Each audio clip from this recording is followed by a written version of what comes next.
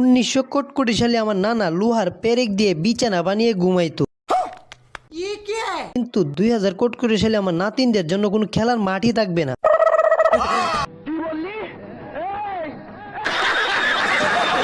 তারা খেলবে ঠিকই, কিন্তু সেটা চলমান গাড়ির উপর। সে তো বলে বাড়ি দেওয়ার সাথে সাথে গাড়ি চলতে শুরু করে।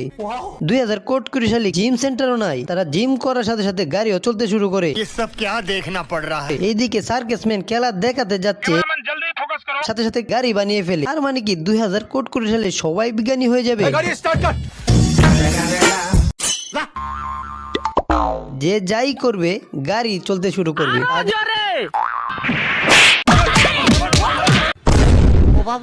তাদের এই গাড়ি চালানোর জন্য রাস্তার কি অবস্থা। রাস্তার এই অবস্থা দেখে এক বিজ্ঞানী তো চমৎকার এক গাড়ি আবিষ্কার করে ফেলে। তখন রাস্তায় ঝাঁকুনি খাওয়ার আর ভয়ই থাকবে না, কারণ তার এই গাড়িতে যত ঝাঁকুনি আপনি দিবেন গাড়ি তত দ্রুত দৌড়তে শুরু করবে। বলিস কি?